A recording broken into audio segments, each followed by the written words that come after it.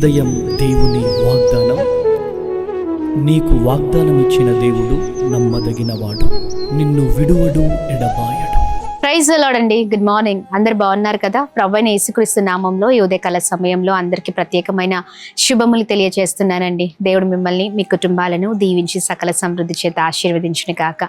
ప్రతి ఉదయం దేవుని మాటల ద్వారా ఎంతగానో ఆదరించబడుతున్నాం, బలపరచబడుతున్నాం. చక్కగా ప్రభు మాట్లాడుతున్నారు.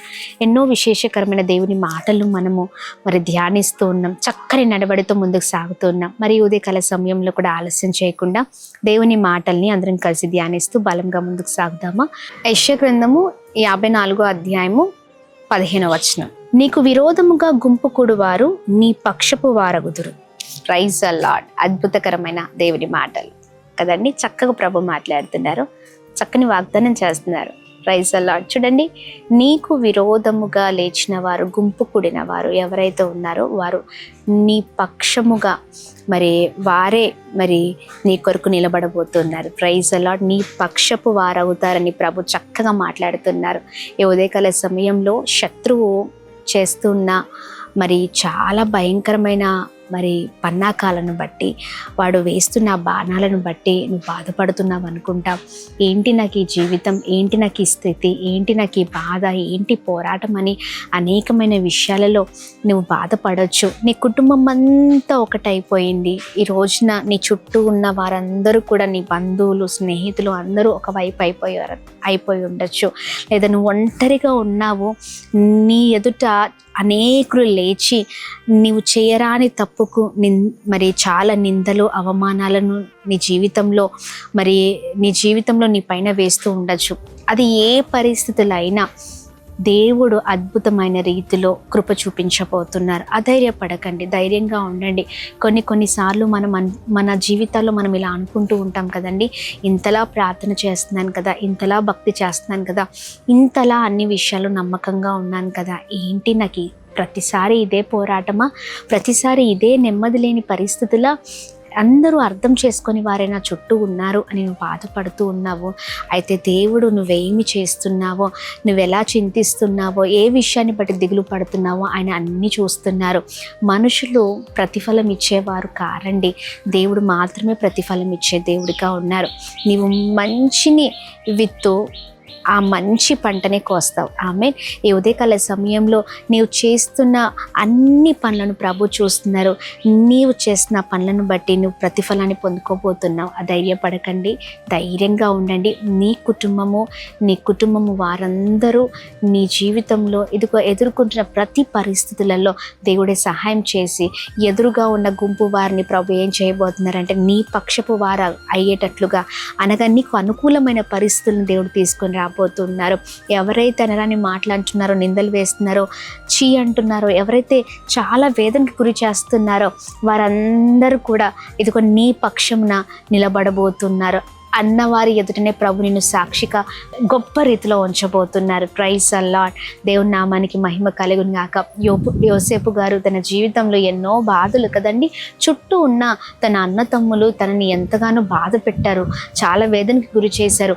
కానీ దేవుడు అందరి ఎదుట సాక్షిగా నిలబడి ఉన్నారు. ఈ రోజున ఒక అద్భుతకరమైన జీవితాన్ని తను లీడ్ చేసి ఉన్నారని మనము లేఖనాల్లో చూడగలుగుతూ ఉన్నాం, ధ్యానిస్తున్నాం ఆ మాటల్ని. ఎస్, అవునండి, దేవుడు ఎవరిని వదిలిపెట్టే దేవుడు కాదు.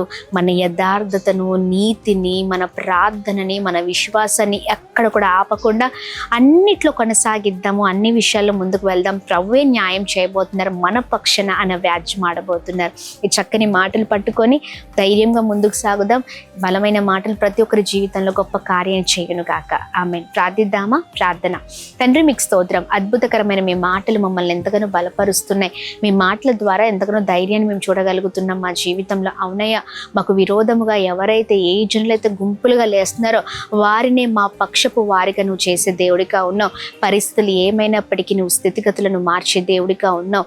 అయ్యా, మనుషులు మా జీవితాల్లో ఎన్నో పరిస్థితులు తీసుకుని వస్తారు, కానీ నీవు మా పక్షాన ఉండి అయా వ్యాజ్యమాడి గొప్ప రీతిలో సహాయము చేసే మా దేవుడిగా ఉన్నావు. ఈ ఉదయకాల సమయంలో మరొకసారి మీ మాటల ద్వారా ధైర్యపరుస్తున్నందుకు స్తోత్రం. ఏ పోరాట్లతో, ఏ భయంకరమైన పరిస్థితులలో, ఏ భయంకరమైన నిందలలో, ఏ భయంకరమైన అయా ఇదిగోండి ఇబ్బందుల మధ్యలో ఉన్నారో మీకు తెలుసయ్యా. నీ ప్రజలందరినీ మీ చేతులకు అప్పగిస్తున్నాం. అద్భుతం జరిగించిన మీ మాటల ద్వారా ప్రతి ఒక్కరిని మీరు బలపరుస్తూ ధైర్యంగా ముందుకు నడిపించమని వేడుకుంటున్నాం. ప్రార్థనలు ఎక్కడ వెనకబడకుండా ముందుకు సాగి కృపను దయచండి. ఉదయకాల సమయంలో మా ప్రియులందరూ చేసిన ప్రతి పనులలో, ప్రయత్నాల్లో మీరు తోడే ఉండండి. వెళ్తున్న మార్గాల్లో మీరు తోడే ఉండండి.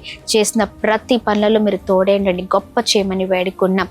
Birthdays, marriage days, special events celebrate చేసుకున్న వారందరినీ ప్రత్యేకంగా ఆశీర్వదిస్తూ ఈరోజు చేసిన ప్రతి ప్రయత్నాల్లో, పనులలో మీరు తోడుగా ఉండండి. నెమ్మది, సమాధానం, సంతోషము చేత నింపండి. వివాహాల కొరకు, ఉద్యోగాల కొరకు, ఆర్థిక ఇబ్బందుల పరిస్థితులలో ఎంతమంది అయితే వేదనతో ఉన్నారో వారికి విడుదల కలుగును గాక. గర్భఫలం లేక ఎంతమంది ఎదురు చూస్తున్నారు, వారి జీవితంలో గొప్ప కార్యం జరుగును గాక.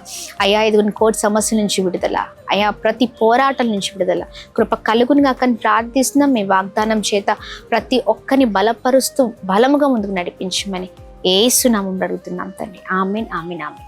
అందరికీ praise the lord. May God bless you. దేవుని కృప అందరికీ తోడైండును గాక. ఆమేన్. ప్రైజ్ ది లార్డ్ అండి.